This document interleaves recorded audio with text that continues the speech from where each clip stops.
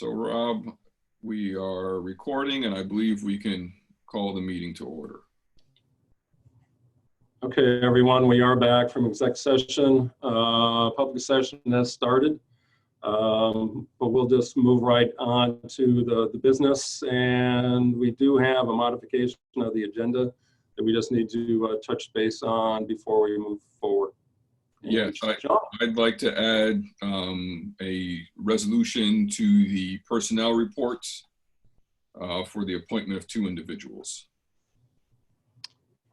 Thank you, Sean. And I just need I need a second. Do I need a second? We might as well, just to ensure. Yeah.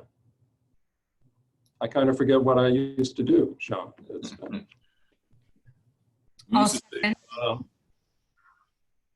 second by Aaron, I believe. And so without objection, we'll add the modification to the agenda. And now, Sean, we can just roll into public comment period. Yes, the way in which we've been trying to do public comments is by folks indicating in some form or fashion via the Zoom techniques. Primarily, if you click on the participants, it allows you to raise your hand. If you would raise your hand and use that feature, we will unmute you and give you a chance to speak. So if anyone is interested in speaking at this point in time, please give us some indication and we'll unmute your microphone.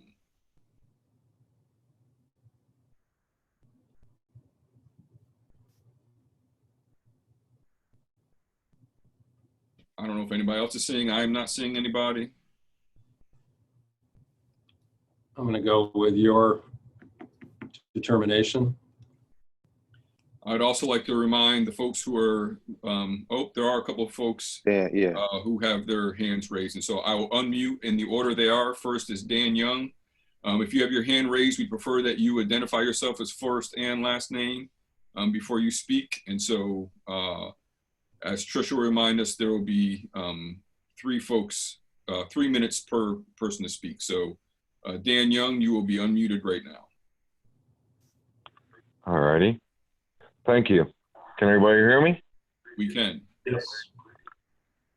Okay, so I attended a meeting a couple months ago regarding my daughter listening to an announcement from her school. She's in 4th grade, Northeast Elementary. I'm sure some of you remember me being at this meeting regarding the transgender announcements that morning. And I thought that was very, very wrong, to say the least, to be making those announcements. The end result was we were supposed to get together. I was supposed to get together. A lot of people, and we only have 3 minutes. I don't want to tell my whole life story, but I'm a cancer patient. I had to leave within a week after that meeting. I was very sick when I went to that meeting, but that's how important it was. So I since went and had my treatment in Buffalo, New York. I'm in 50 days of recovery and I'm back. So one of the things discussed that there was, and this is what I need to know about, I have contacted the principal. We're supposed to get together, but has there been any kind of a panel or anything that was discussed at the last meeting that has been opened where people can be invited in and discuss this issue rather than just having this 3-minute time limit?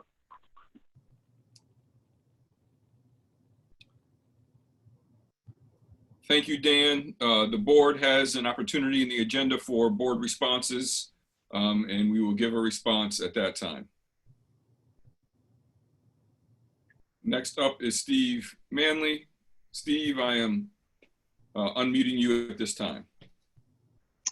Hi, everybody. This is actually Auburn Seidel, Steve's wife. Can you hear me? We can. Yes. Great. Thank you so much for hearing me today, and thanks so much for all of the work that everybody has done to put in place Distance Learning 2.0. I have no doubt it has not been an easy lift. I did want to share, though, some concerns that we are having about how that is rolling out. We are the parents of first graders at a first grader at BJM, and I think one of our concerns stems mainly from what we see as the differential way Distance Learning 2.0 is rolling out across the district. So we know from speaking to parents at most of the other elementary schools that first graders are just having wildly different experiences in terms of how this plan is being implemented, both in terms of the balance of synchronous versus asynchronous instructional plans, and also in how much or whether or not new content is being delivered. I also think this is part of a larger problem that stems from our first graders and kindergartners not necessarily having access to technology in their homes. I understand the district has limited access to tech to begin with. And I also understand why that tech has not been mandatory for first grade and kindergarten. However, I do think that this is exacerbating existing inequities, particularly in our school, where many of our students do not have regular access to technology in their home, and that has really impacted the kind of access to instruction that our students can have.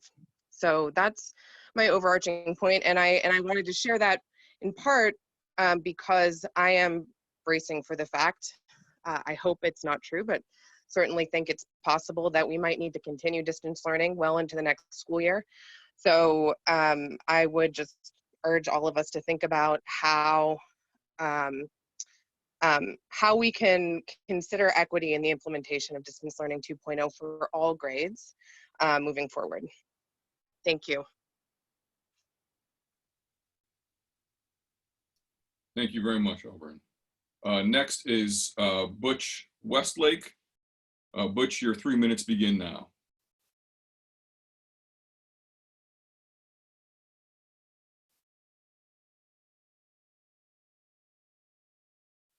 My apologies.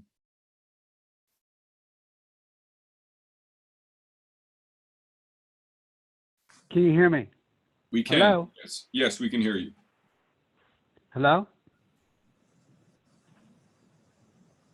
Butch, we can hear you. Hello?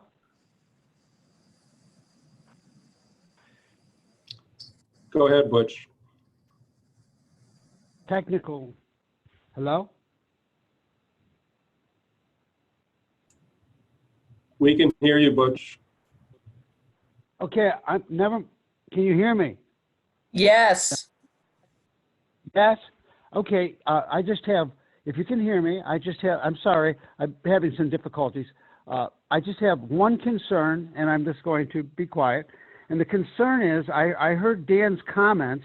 I'm coming at this from a little bit different perspective. I taught for 50 years, recently retired as a college professor, and I spent some time with education law, and I have concerns of whether or not parents are notified of what might be considered controversial information being put over a PA system or putting up posters in elementary schools with kids between the ages of 4 and 11 years old in elementary school, and the age appropriateness of those discussions. And with that, thank you so much for allowing me to say something. And if there's meetings coming up where we can have more discussion, I'd love to be invited. I am a school, I'm a taxpayer, and I would enjoy having that discussion. Thank you. Thank you, Butch. We have another person who's asked to speak, and that is Karin Young. Karin, I am unmuting you now. Yeah. Go ahead, Karin. Hi. Thank you, Sean. Can you hear me? Yes. Great. Well, this I'm very concerned about this anti-marginalization curriculum going on in ICSD. I have several examples of that. Bell Sherman, they had posters of the 13 Black Lives Matter at school principals posted throughout the hallways about, for example, about the transgender affirming, and students were writing their notes and their thoughts underneath each poster. Beverly Martin on Valentine's Day, I was there, I was present. I'm a substitute teacher. I was present that day in the auditorium when Nia Nan gave a speech about Black Lives Matter and had kids holding signs of gay, lesbian, LGBTQ, etc., and chanting LGBTQ around the auditorium, which I found pretty disgusting in a public school system. Then Northeast Elementary School has something called Why Do I Think This Way?, where students examine advertisements that are gender neutral and ones that affirm society's gender bias, and they create or redesign an ad to be gender neutral. At Boynton Middle, Pronouns, Flags, and Feeling Safe. It was a project-based unit that aims to explore the struggles and successes of the LGBTQ community. Now, this is as a parent as well. This is something that parents should talk to their kids at home if they want to, but this should not be part of a public school system or the public school curriculum, sorry. And again, from what Butch just mentioned, were parents notified about all these projects going on in all these schools?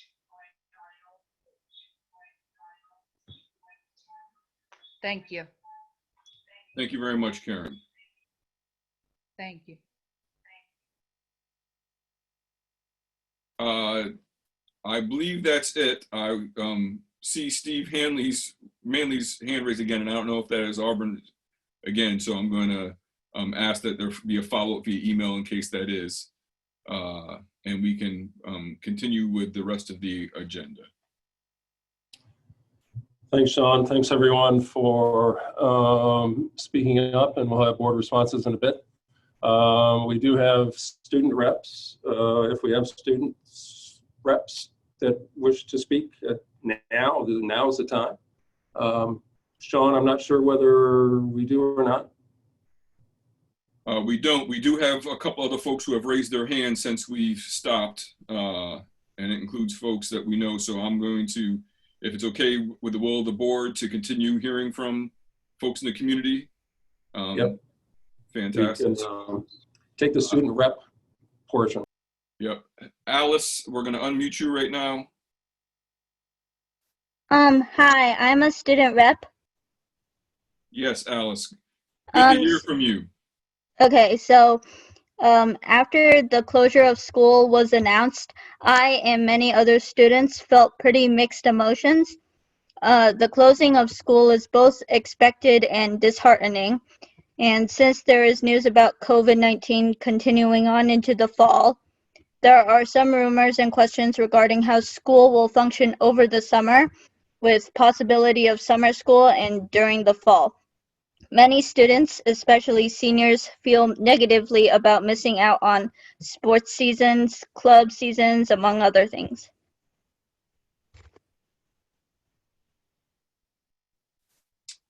Thank you, Alice.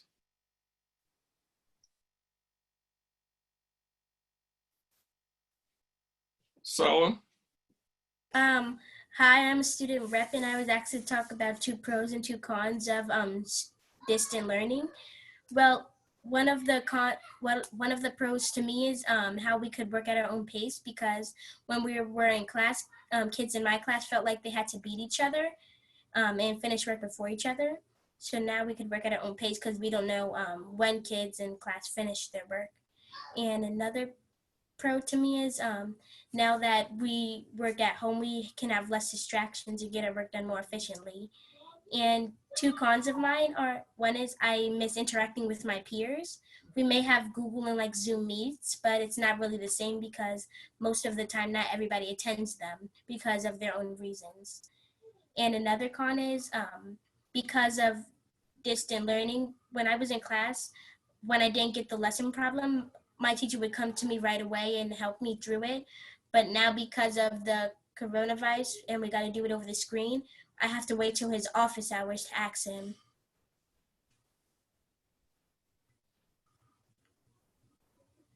Thank you. Thank you very much for sharing.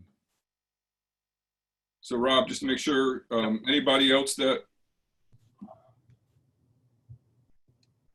Are we good? Thanks, Alice. Thanks, Sala. We'll have board responses if we could, and I'm sure there must be some, but I'll let you go. I'll go ahead.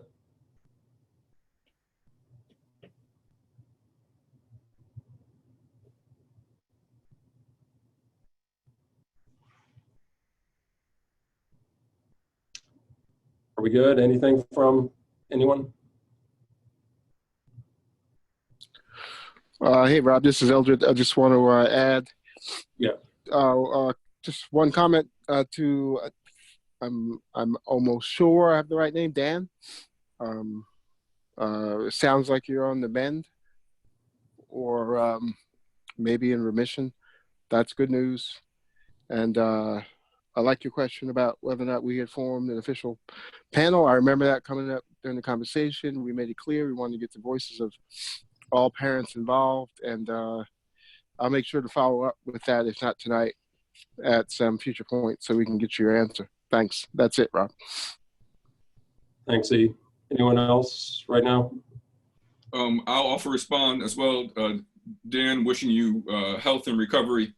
The questions we have been working on, and my apologies for putting Chris Malcolm on the spot, but I know Chris Malcolm has met with a number of folks, including the administration at Northeast. And so, Chris, we can definitely have a follow-up conversation to the folks who spoke here this evening, but I don't know if you wanted to add anything to your follow-up with this particular issue.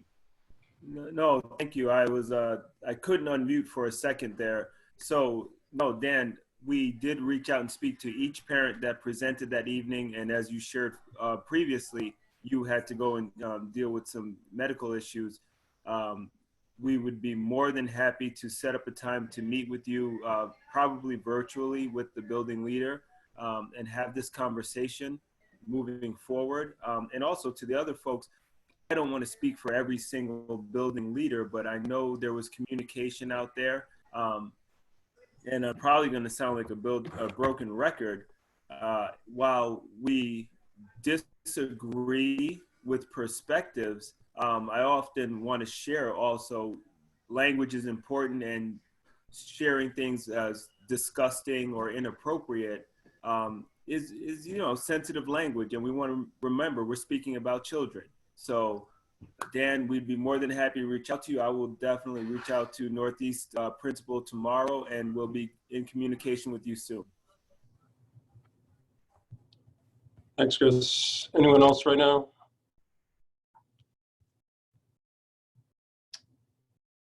Thanks, everyone. Alice, Sala, great to hear from you. Share your disappointments from the senior class and certainly the students. We're not sure at this point what's going to happen next fall, so we're going to remain positive about what we're able to do over the summer and roll into next fall. We'll know more over time, but there's a lot of planning going on. But we, you know that there's 9 people on this board, and every administrator and every teacher really, really wants the students back in the classroom. But still, obviously, we're learning more and more about this Education 2.0, this distance learning. So I think that will evolve over time as well. But we all certainly look forward to a more normal school day. I can guarantee you that. So, Rob, can I make one other comment to Auburn? Hi, Auburn. Just wanted to say to you, the questions that you raised were many, and they were very specific. We're not avoiding them, but I would suggest that you and I communicate so we can get you involved in the curriculum committee. That's where we will get into that very detailed work. We just had a session right before this meeting, and we touched on some of that. And you deserve those answers. I understand you're asking for other people who may not be able to ask themselves. So let's you and I connect so we can get you involved in the you need to see how the sausage is made. There's a lot of work being gone on behind the scenes. That's it, Rob. Thanks. Thanks. Rob, I just want to add, Elder, thank you for that response as well. And as people may imagine, this is a conversation that we've been engaged in both as a board as well as our district leadership. And so looking forward to that conversation. Elder, I'd like to join when it happens. And to the students who spoke, I know we have some more students on our agenda this evening. I also appreciate what was shared. We definitely feel significant forms of empathy as a college faculty member who had my last day of class yesterday with seniors who I may not see on campus again. I can appreciate that this has a different feel to it and a different change. And we're well aware that there's great loss in not being able to have the last season or the spring musical or any number of events that we would normally and typically have. And so let's continue to try to find ways as a community to be creative and find some form of celebration. And I know Dr. Brown and his team are trying to find additional ways to make that happen. There may be some more updates, but please know to the students who are here that we are also deeply impacted by what's taking place, and send you our strength and positivity. Thanks, Sean. Thanks, everybody. And let's move on to the consent agenda. On your agenda and in front of you, in all likelihood. I'll move the consent agenda as presented with modifications. Thanks, Chris. Second, Chris. I second that. Second by Eldred. Any, Chris, I mean, they're just some fairly pro forma resolutions regarding purchasing and well, you know, cooperative bidding through the school year. So anything that we need to really address, Chris?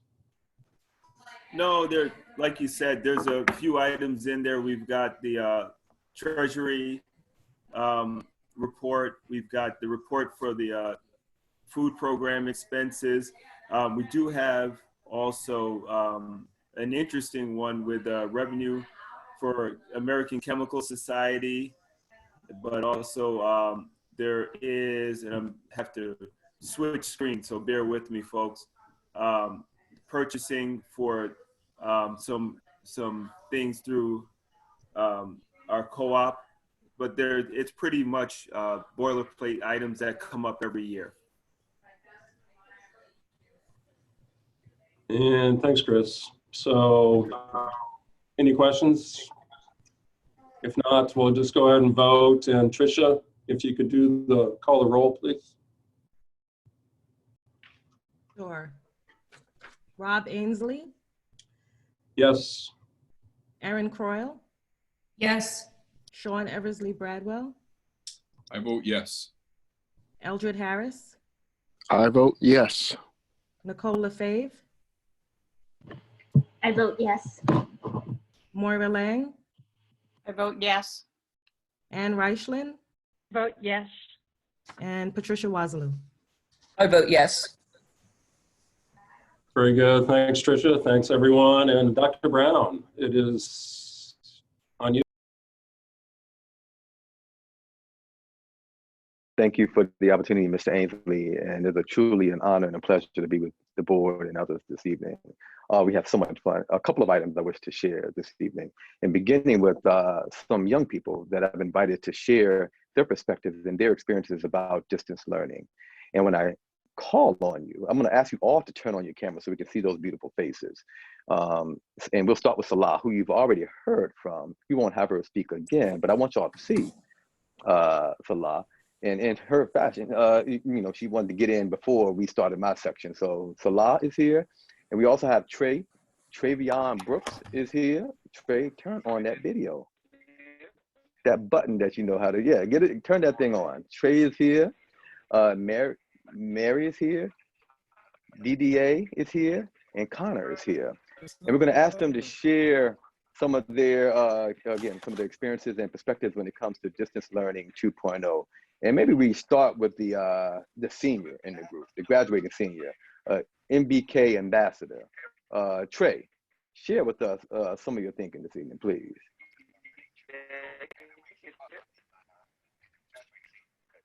Trey, you there? We're going to come back to you, Trey. We're going to come back to you while you move around in that house of yours and get to the best spot for the Wi-Fi. Let's move over to Connor. Connor, how about you up first? Travion Brooks. What's happening? Yeah. We're gonna go to Connor first. We're gonna mute Trey and go to Connor if we can. Connor, you there? Oh, there's some. All right. Can you guys hear me? We have. Can you hear me? We're gonna come back to you too, Connor. We're gonna get you to move around a little bit in your house. We have some lag issues. How about Mary? Mary, are you there? That's right. I'm gonna come back to you in just a second. Mary, are you there? Yeah. Hi. Please share with us. Share what? Remember, 2 things you like about distance learning, 2 things I don't. You can't make it up anymore. Yeah, go ahead. Go for it. What I like about it is like you can decide, okay, I'm gonna do this day. I'm gonna do this that day, and like it's not too overwhelming. What I dislike about it is you're learning from home and you're not actually in a classroom with your friends. So it's not as fun. It's also harder since you're doing it all on a computer. And yeah, it's more fun when you do it in class than on a computer. Thank you for sharing, Mary. DDA, would you please share with us some of your thinking? The 2 things that I like about distance learning are when teachers organize their weekly plans and spread it out by days. Have a slide for day 1, a slide for day 2, a slide for day 3, and so on. And I also like on the, what is it called? The big slideshow with all the information on it. There's a Google Doc with all the information about distance learning on it. And on there, there's a weekly overview of all the Google Meets, and that's been quite helpful for me finding out when I have to go to a Google Meet. There's nothing that I don't like that hasn't already been stated. Right. But thanks for sharing. We're gonna come back to you, Connor. Connor, how are you feeling? Can you hear us? Connor, you there? How about Trey? Are you there, Trey?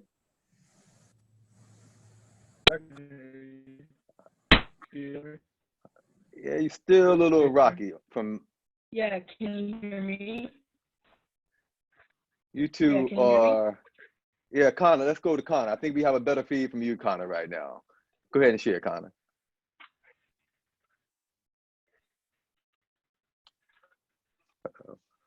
All right. Looks like we're still having some issues there. How about Salah? Can you say something else to us right quick? We want to see you speak into the camera. How you doing, Salah? Can you hear me? Hi. Can you hear me? Hi. Yeah, I can hear you. Anything else you wish to share with the board and the community this evening? Not really. I think I stated everything that I don't like and I do like about distance learning. Well, thank you for joining us this evening. We appreciate you. All right, one more try with Connor and Trey, and if it doesn't work tonight, we're going to set you up next time so that you can hear you clearly. One more time, Connor, you there?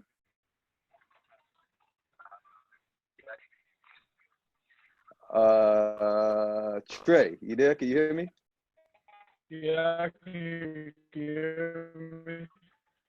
No, man, that's not becoming of the Trey I know. So we're going to give you another shot in 2 weeks, and we will be working in the interim to make sure this internet access is good to go. And I'm going to talk to your daddy about this too. So thank y'all for all coming out this evening. We appreciate your perspectives. We learned so much from you, and we look forward to learning with you in future meetings as well. Thank y'all. Also, if I can transition to talk about distance learning. We've been growing. We've been getting better at it.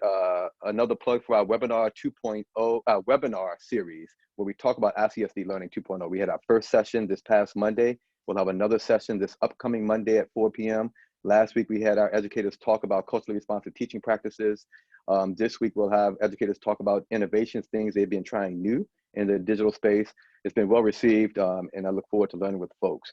We're also going to be putting out some information about the end of year and how we'll be transitioning in this digital environment. Typically this time of year, we're preparing for trips to Cass Park, end of year field trips, field days, all those cool end of year celebrations, projects, conversations. That's going to be a little different this year, but I will say beginning on June 8th, we're going to start to transition into end of year mode where we're engaging in those end of year projects, those end of year conversations. We're going to probably have an even more personalized approach to that this year. To do that at a school like Ithaca High School at that scale is going to take some additional time and thought, but our educators are stepping up to do so. But again, we're planning to spend after June 8th, not doing so much new instructional material, but frankly, digging a little bit deeper and having conversations about the learning, individual conversations about social emotional health, plans for the future, projects, new experiences. So we're excited about that coming up, and we'll be sending more information about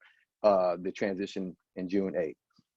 And thank you to the board. As part of the consent agenda, you approved affirmatively some appointments, some recommendations for appointments. We will have two outstanding educators, two educators who've been with us for a while, transition into new roles next year. The first, Karin Gray, who's been with us since 2005. Karin's done a lot for our school district, including being a biology teacher, a science department chair. She's been a master educator, and most recently, she's been an outstanding assistant principal at Ithaca High School. She's going to transition into a new role next year, vacating her old role, transitioning to a new role to be the principal at DeWitt Middle School. You know, we're going to talk much more about Mac in the coming meetings. Mac Knight is going to be retiring. We have a vacancy, an opening, and big shoes to fill, and Karin Gray is going to do that for us. Congratulations, Karin. We're excited to see you transition into this new role to be the principal at DeWitt Middle School. The other transition the board approved tonight is Lauren Wright. Lauren Wright has been with us since, I believe Lauren's been with us since 2013. She began with us as a social studies teacher at Ithaca High School, and she then transitioned into being an instructional technology integration specialist for us. And most recently, she's been the assistant principal at Boynton Middle School and done amazing work there.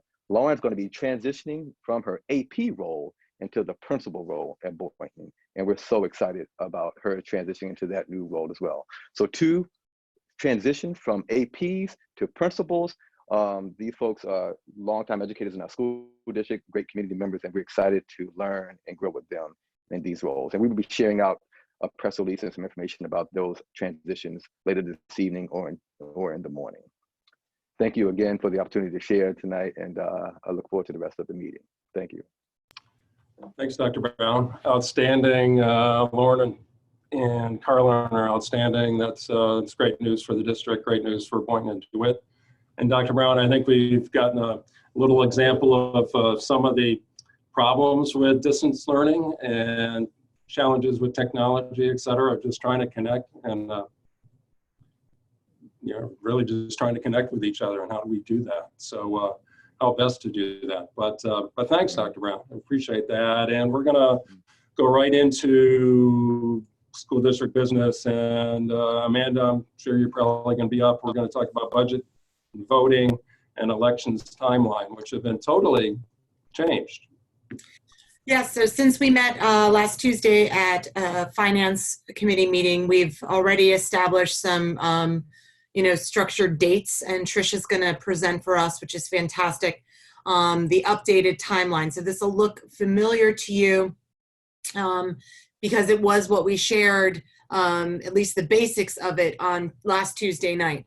So you'll see here, instead of going from sort of date ranges that we had initially based on the governor's announcement of sort of the new way that we'll be doing elections and the budget vote, we've solidified a lot of the dates, and some you'll see are already complete. So just as a reminder for folks, there was an executive order that came out of the governor's office, not this past Friday, but the Friday prior, so just over a week ago, where he essentially stated that due to the closures in schools, that voting would not occur in person prior to June 1, or actually the middle of June. Our primary elections locally on the 23rd of June will occur on site in buildings, but the school district and Board of Education elections will not occur in person. So that means that everything will be done via absentee ballot. And so this is a really good time for us to sort of go through some of the requirements that we have as school districts by law, regardless of the mode of voting. Those include things like publishing legal notices to let folks know what they'll be voting on. There will be 2 propositions, which is the first one is the budget proposition, and the second one is the proposition to spend money from our capital reserve as we ask for each year, and that is essentially to purchase buses for our school district, and we have a replacement cycle that we keep those moving on. Those that read the legal notice that was published today, and there will be a second iteration happening sometime between May 13th and June 8th, notice that there is not an exact budget amount, which is usually in Proposition 1 when you receive your ballot. That is because we are in process right now of still developing the budget that we're putting forward to the voters. We are budget developing in a time where we don't have all of the information. So we will be working diligently as soon as that information gets to us. At first they said it was April 30th. Now they're saying it's May 15th. That's going to be key information for us as decision makers and collaborators with budget developers throughout our district and our community to really build understanding about what state aid means to us and how much that, you know, is a portion of our revenue. And if that is impacted, what our budget number will ultimately end up being. So if you notice here on May 21st, the school board, that is the deadline to adopt a budget. So I know Dr. Brown, you know, the executive team, myself, we've been talking a lot about, and with you, the board, you know, giving the alert that we're most likely going to have some special meetings, obviously next week. We do have a preliminary budget that we could move forward with if the numbers come in and we know what they are. We can tweak that budget even if we know what the numbers are and they don't change. But if the numbers do change from the state government in terms of the revenue that we'll be receiving for state aid, we will be working together to propose a different budget that will show even further efficiencies to ensure that we're spending the real revenue that we bring in and not spending more than we're actually receiving. So we'll be working on that. So you'll see there in the red there that, you know, that sort of just placeholder for potential special meetings to occur next week is there. But ultimately, May 21, the budget must be voted on.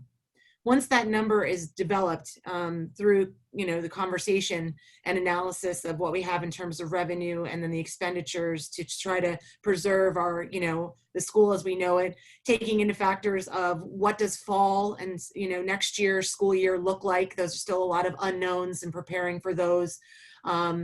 So once those all come together, we'll take those numbers and we place them in a lot of different required documents. So one of them is the property tax cap report card. That's a report to the community that must be filed at the state level to let folks know that how much we're asking to levy. It announces sort of what our reserves and our fund balances are. It announces what we think our contingency budget would be. And it gives a lot of a sort of a snapshot of information, but a lot of information on a one-page document. And again, that's filed at the state level and is made public in the budget notice that we have. We also have then a deadline for voter registration on May 26th. That is another important piece of information. If you have not registered to vote, you can do so. Again, this is going to be all absentee ballot. So we want to make sure that folks that register to vote, right, we have the proper addresses for them because everything will be mailed to folks' homes per the voter registration. And we work with the Board of Elections for that. So that is a database that's actually given to us from the Board of Elections, both in Tompkins County and Tioga County, because we have voters in both. So Ithaca City School District residents that are registered will be receiving all of the information that's listed here in terms of the mailings.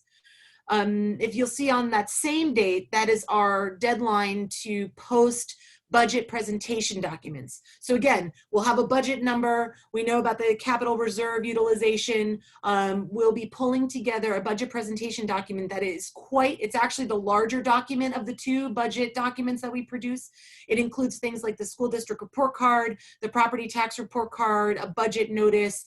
It includes information about what we believe our tax rates are going to be. It shows revenue overviews. It shows the full budget expenditure document. And so that's that's oftentimes close to 30 pages. And that is not mailed. That will be posted on a number of areas of our website, so that whatever is intuitive for the community to sort of think, oh, this must be where the budget presentation documents are to be found. We will have it there, but we also have an area of the website that is just for budget development. And if you visit there, you can see all of our past budget information documents, our audit reports, and all of this information that has been historic, so that if you wanted to do some comparisons and see where we've come from and where we're going, you can always, they're there at your ready for you. And those will be available, as you can see, starting on May 26th. And like I said, we just do not take those down. They actually remain as historic documents. So they'll remain on for years to come, but they're there for you to access. On the 28th at 5:30 p.m., we'll be hosting a virtual public hearing to present the budget officially and to talk through the adopted budget, to talk about what it entails, what are any areas of growth, the areas of efficiency, and really sort of answer any questions that the community might have. Many of you are familiar with this format. We've done this actually even prior to when we were in a closure situation where we needed to use virtual tools at our ready. We have done teletown halls. So that will be very similar. Most likely though, we'll be doing either a Zoom format so that we can control sort of the raising of hands. We'll also have Twitter feed active at that time. And we always have the Let's Talk portal, so that at any time, if you don't want to wait until the 28th at 5:30 and you have questions or would like to comment or are curious about the budget or the elections process in any way, please use the Let's Talk portal. And there's a timeliness factor for our responses in that. We know when they come in and we know when we respond, and we have a team that are able to do that. So that's a great method for us to be able to communicate with you if you have questions. The next important date is May 29th. May 29th is when there will be two things that will be mailed to all registered voters. And so this is not homeowners, this is not taxpayers, this is all registered voters. So if you have 4 registered voters living in one household, you are going to get 4 copies of a postcard containing details of the election and the budget hearing itself, the definition of a qualified voter, all of those things. And then you will also have copies of the absentee ballot, and there will be 1 per every registered voter. Okay, and so that ballot is identical to what you would have received if you would have walked into the doors at your polling location in any given year. And that would be that same ballot that would have run through the machine where you would have cast your votes. And it will have questions for you, same as usual, about whether or not you support the budget, which is Proposition 1, and giving us the permission to levy the taxes there too. It will ask you whether or not you support Proposition 2, which is the capital reserve utilization to replenish our bus cycle. And then it will have the names in alphabetical order of folks that would like to be considered to be candidates of the Board of Education. And there are 3 seats. And so those, you would pick 3 candidates or up to 3 candidates for the board. And so that's exactly what you would do if you were on site. You would do this in the comfort of your own home. We will be providing to you an envelope that goes along with that. That envelope will have actually an attestation or a certificate on the back of the envelope, which you will sign, in ink, that essentially saying, yes, this is me that filled out the ballot that's inside this envelope. On the front of it, it will have your you have to complete information about your name and where your polling location was and the date that you completed your ballot, and then you just put that in the mail. Postage is paid. So though all of those ballots that are in those envelopes will be returned to the school district. As you know, you can fill it out as soon as you get it, but it must return to the school district by June 9th, no later than 5 p.m. We will be fully staffed. We will be heading to the post office, getting in mail out of our P.O. box. We will be fully staffed here at the district office. If there were in-person drop-offs in your envelopes that you wanted to do as an absentee ballot, we will actually have people here to also collect it that way if you don't want to mail it. We will be staffed normal business hours. It will all be in secure ballot boxes, just like you would if you went to a polling location. The one final thing sort of between the mailing of the absentee ballot and the expectation of when you're supposed to get it back to us, you will also be getting a budget notice. Many of you probably remember this. It's usually 4 pages, but folded sort of in a long page that's folded in 2 and then folded again in half. And that is in a condensed version of the budget presentation documents, but it gives you really some key elements of the budget of sort of talking points or elements that we really want to just highlight for you in terms of what we're bringing in revenue, what we're doing in expenditures, what our property tax report card is. And so that's key information as well. But you can always go to the website if you want more. So with that said, this is the new practice for this current year. This is, like I said, a new executive order that sort of moved us to all absentee ballot. We are working as quickly and as efficiently as we can. If anybody has any questions, Tricia Beresford, who is our district clerk, is available via phone or email. Again, the Let's Talk portal is really a fantastic tool if you do have questions or wonderings about this process, since it is relatively new if you've never used an absentee ballot format before.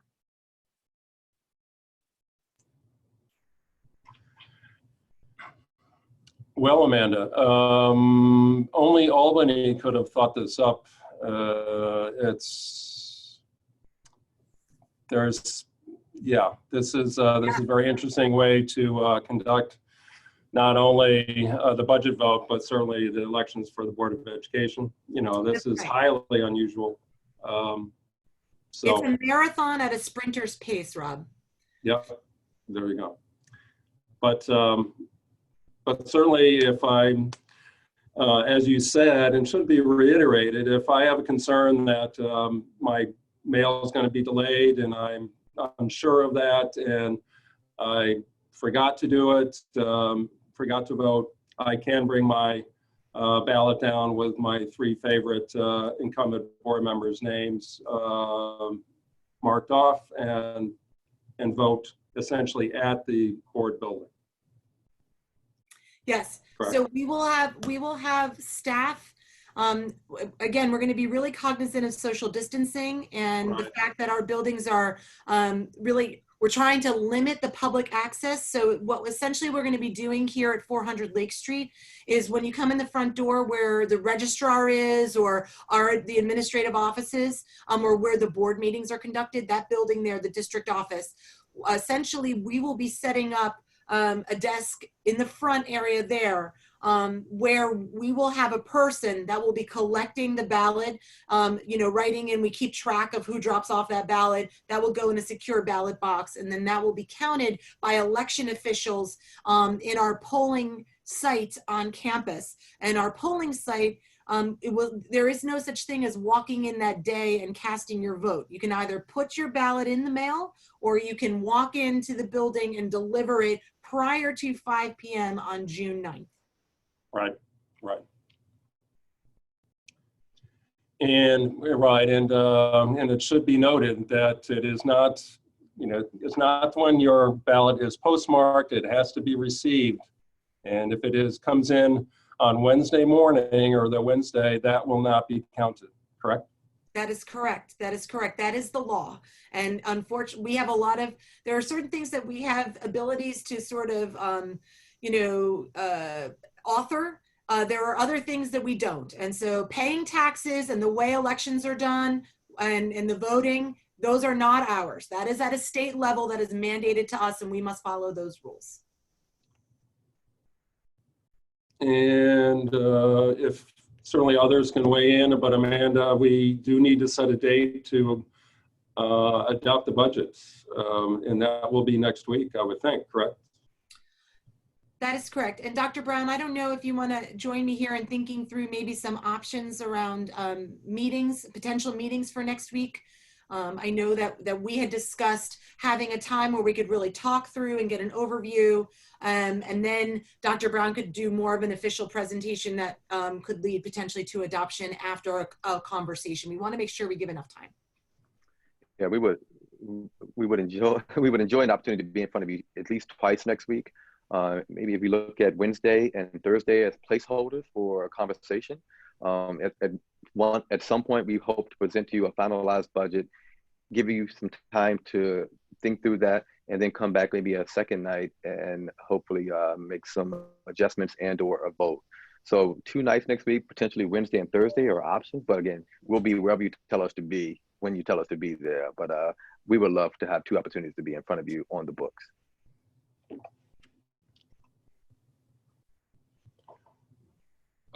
Two quick points. One, I want to highlight something that Rob said, and to our voting public who want to make sure they register their votes on the budget, that despite the language that's being used around the state that the election will be held on June 9th, that is for the most part quasi-factually incorrect.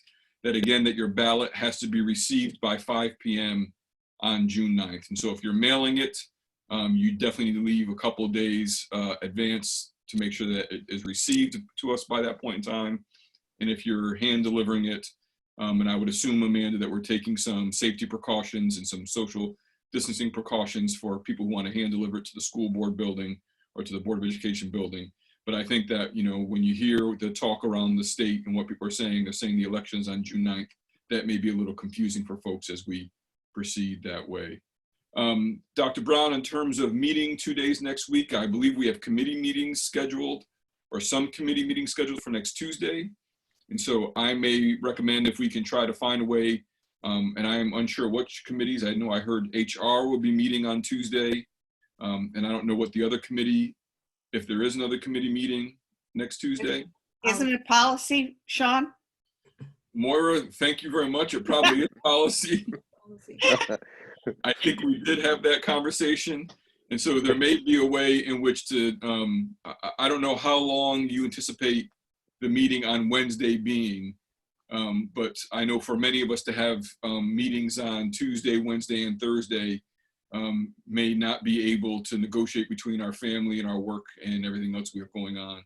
And so I'm wondering if maybe we wanted to consider trying to do Tuesday, even if it's a longer evening for us, and Thursday. And I don't know what my board colleagues feel about that. Again, that may be too long of a day for us, but I know I would prefer Tuesday and Thursday than I would Tuesday, Wednesday, Thursday.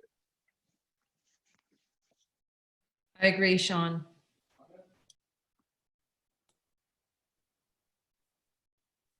Question for Dr. Brown and Amanda, are you going to need that extra day to bring your recommendation to us? No, sir. Again, the 2 opportunities to be in front of you, and I did not want to co-opt a policy meeting for sure. So that's why I didn't offer that up. But yeah, if we have some time on Tuesday evening and then coming back on a Thursday, that'd be great. Right. And Dr. Brown, I would suggest that we do our budget talk at halftime between HR and policy, perhaps, and just not leave it for the end, and not have it in the beginning, because some folks might be tied up at work, etc. However distancing they are, but if we could come up with a time at halftime to do that, that would be great. Sounds good. Rob, I'm saying this because I know that our meeting minutes have turned into a verbatim transcript, but I would highly recommend folks join us for the excitement that is our policy committee meetings. But when we can also make it into an hour long, we can be very efficient with our time as well. So we'll work with Tricia to make sure that we have a schedule, but I agree that some folks may be at HR and then stay for the budget, and then other folks may join for the budget and then stay for policy. I think that's a good approach. Right. And Sean, in no way did I want to infer that policy was not worth waiting around for in a long time to wait around for. Anyway, it's Sean, your policy is great. It's key, and very important. So, but Sean, I like your idea of we can do the carryover on both, and not the first time, but I think that sounds like a plan.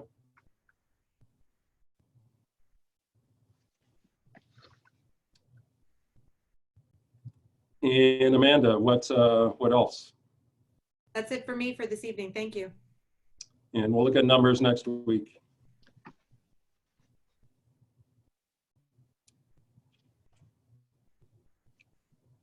And Sean, well, some of the students raised a hand. Do we need to deal with that?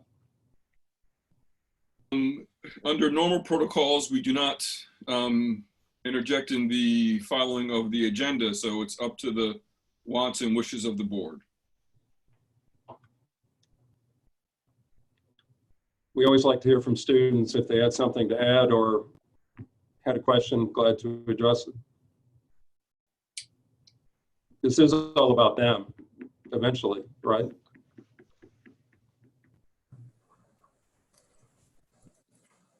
Hi, sorry, I was not trying to misrepresent my kids. So this is not a student, this is the mom. But if I may just add one comment.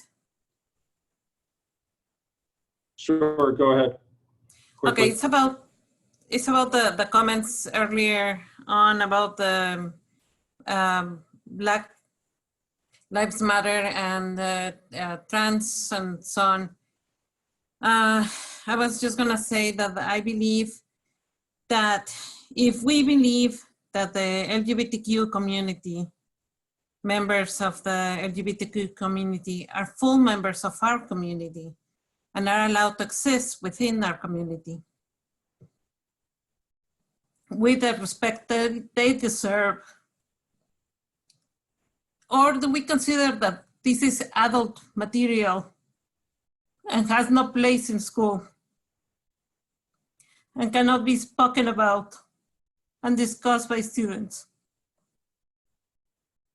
So I firmly believe that the intrinsic value of LGBTQ people is dismissed when we consider,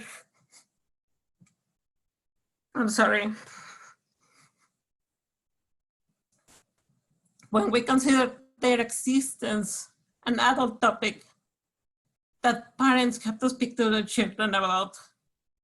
Our children interact with people from the LGBTQ community. Every day they're out in the community. They are in the supermarkets, in the schools, in universities, in church. It is not a different and distant culture that only adults encounter. There are students who are LGBTQ in the school right now, and many are identifying as such in middle school, and some probably earlier than that, and they deserve respect. One of the things that I appreciate the most about the Ithaca City School District is the appreciation for all types of being, for different races and cultures, and disabled people, and the LGBTQ community. My children are former students from Northeast, and they are now in DeWitt, and they truly, truly enjoy living in a thriving and accepting community. Please keep it that way. Thank you for sharing with us. And thank you for that. We appreciate it. We'll move on to, we're going to do a quick update from legislative advocacy. And please go ahead. Okay, well, thank you. We have actually kind of a lot on the plate of legislative advocacy.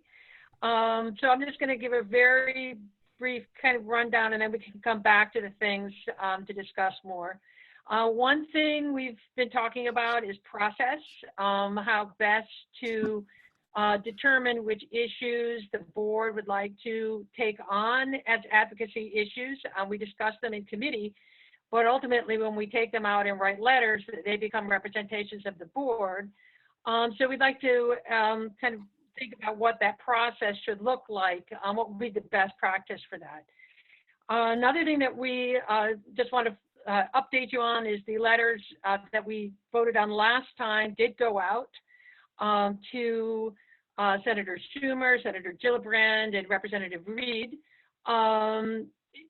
Nothing has been figured out yet in Washington in terms of whether or not they'll fund a bill that would provide funding for states.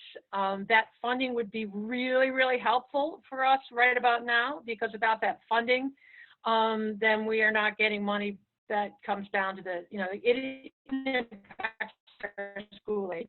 Last week we discussed the Medicaid waiver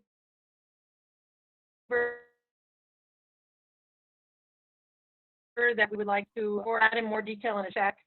Another thing that I just wanted to bring up is the issue of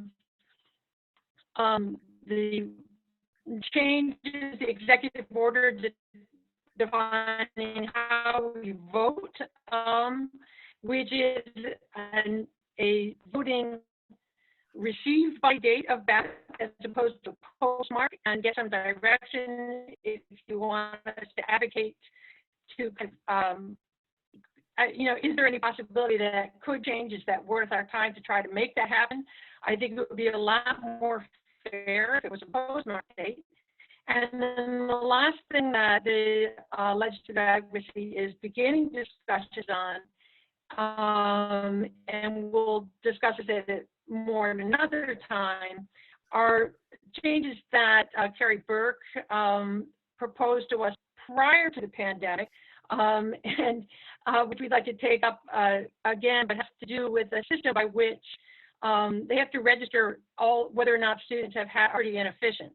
So she has proposed some changes that will require legislative changes, and those legislative changes could take a whole lot of busy work. Could be a whole lot less busy work, and it could mean a more direct time for the nurses to be with kids. So those are the main topics. So from that, I'm not sure what tonight.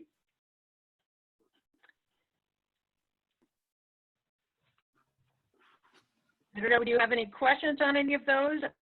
Do you want to, one of the questions would be the issue that we discussed last week in terms of the Medicaid waiver. I don't know, Erin, if you want to say anything about that. We don't have a letter for tonight, but there is a letter in progress. So I don't know if you have any comments you want to make on that.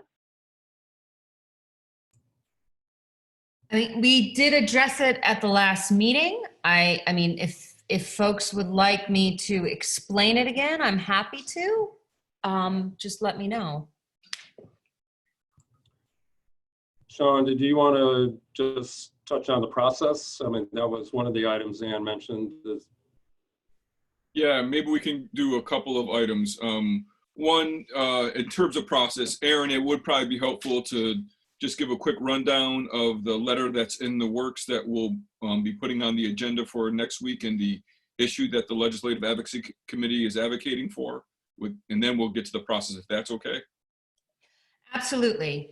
So I guess it was several weeks now, we brought up an issue at a Legislative Advocacy Committee meeting, which is basically every parent knows right now how difficult distance learning is. And so if you take into account a parent who has a child with a disability or a child with an IEP, not only are they working and teaching their child, but they're also serving as a behavior specialist, as a speech therapist, as an occupational therapist, physical therapist, you name it. You add into it all of the regressions, all of the behaviors. It is extraordinarily difficult what every family is going through, but a family who has a child with a disability, it is more than tenfold. And so, is to say there are some. Sorry, I heard something. And so what is out there for all states is something under Medicaid called Appendix K. And some states are utilizing this, and New York State is utilizing this. Some states have offered to pay parents to provide care for their children during this time. What New York State has done is allowed for parents to bring in someone into their home during this time to care for their child during the school day. So they've relaxed the rule on the school day care hours, but it has to be an outsider. And the issue with that is that these are our most vulnerable children, medically speaking, and then also educationally speaking in many ways. And they cannot bring in an outsider. So parents are completely taxed to try to do everything.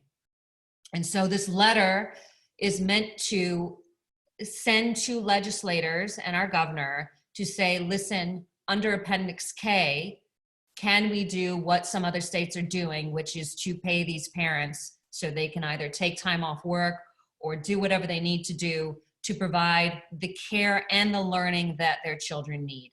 And so that is the letter that we have crafted with Kate. Great. Thank you, Erin, very much. And to the board, we'll do the same thing we do this letter with most letters, is create a Google document so folks will have an ability to read and make comments and ask questions. We'll follow up. I already posted some back, and I presume that it will be on our next voting meeting agenda, which will then lead us into the process question. And you look like you're about to say something. Yeah, I just want to go back to that one issue. One of the things we talked about in legislative advocacy was how many parents or how many families would this impact? And we did ask Lily that question. I wonder if Lily, if you're there, you could just speak to that for a minute in terms of the you know, what kind of impact that would have in the school community generally.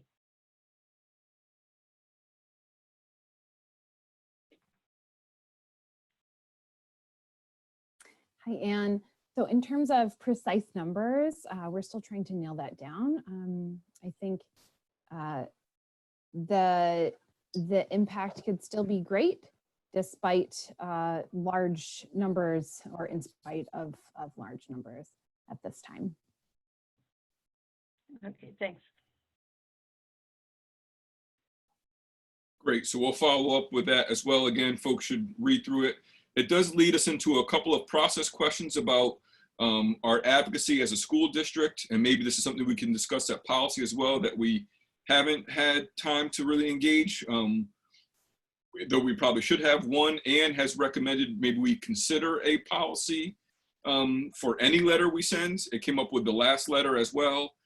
So for example, do letters get signed by the board presidents on behalf of the board, or do all members of the board who vote in support sign their name to a letter? That was one question.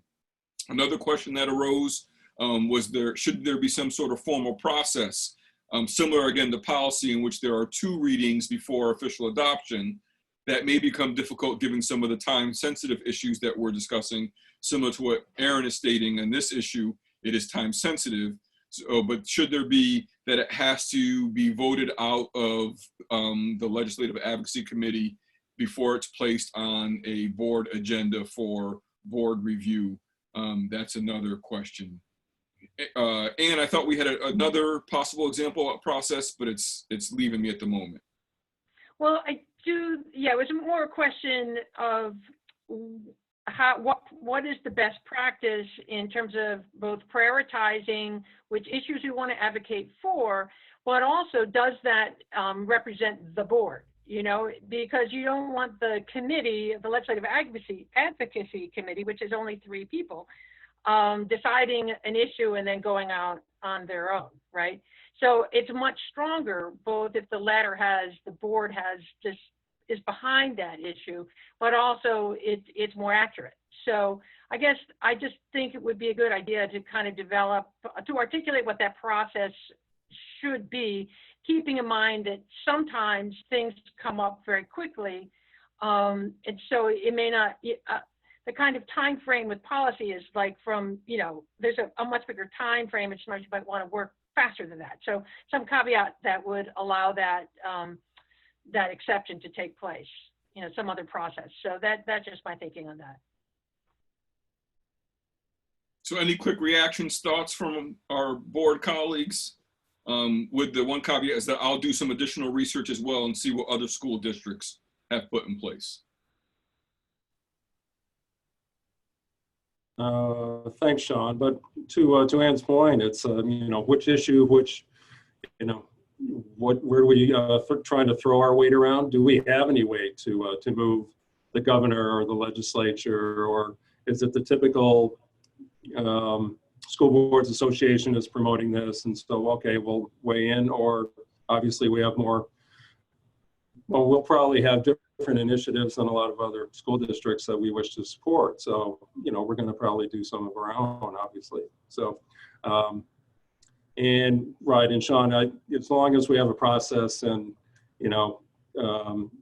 I think folks just need to understand that you can have a letter, but it's probably not quite ready to go. So we're going to need a couple of shots at it, and just get because we have to make sure the whichever comment it is in the right place that we're supposed to be using, and formatting, Sean, formatting I know is very important to some, like you.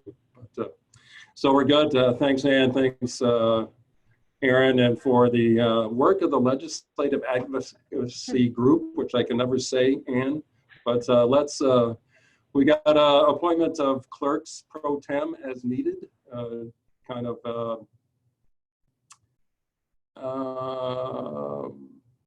basically, it's just a motion to appoint Emily Tracy Arm and Casey Bangs as clerks pro tem of Ithaca City School District, Ithaca, New York, is needed for the remainder of the 2019-20 academic year. And so it's just a resolution to make that happen. Just as we're going through all that is needed to do an ad hoc election on June 9th via mail-in ballots, which is very strange, but just really, I think, just trying to make sure that Tricia has any and all assistance going through this. And so as needed, we may call on Emily and Casey to pitch in. And this will appoint them in that role to help out, I believe. Now I'll entertain a motion.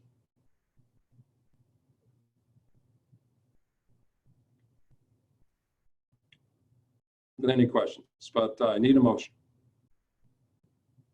I move that we approve the resolution to appoint Emily Tracy Arm and Casey Bangs as clerks pro tem for the remainder of the 2019-2020 academic year.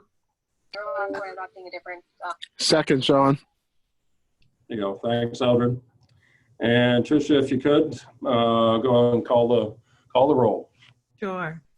Rob Ainsley, I go yes. Evan Croyle, Yes. Sean Eversley Bradwell, Yes. Eldred Harris, Yes, and may the force be with you too. Nicole Lefebvre, Nicole, I vote yes. thank you. Moira Lang, I vote yes. Ann Reichlin, I vote yes. and Patricia Wazaloo.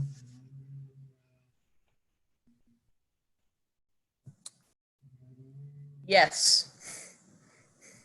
We saw Pat's lips move. Does that count in? I'm having some problems with where I press the mute button tonight. No, it's all good, Pat. If it's legal to vote by absentee ballot, then it's okay. That we'll read lips for Board of Education voting. I tuned out, so I vote yes. Oh, there you go, Chris. There you go. Thank you, Chris. Yeah, my Wi-Fi is acting in such a way. That's it for the regular business for tonight. Any other discussion items? Dr. Brown, Lily, anyone? Anything else? The only thing I would add, Rob, is for folks of our community to be on the lookout. There'll be I'm sure, a long list of meetings that we're having next week. And so we'll be putting up how folks can join those meetings and information about the time of both the committee meetings and the budget meetings as well.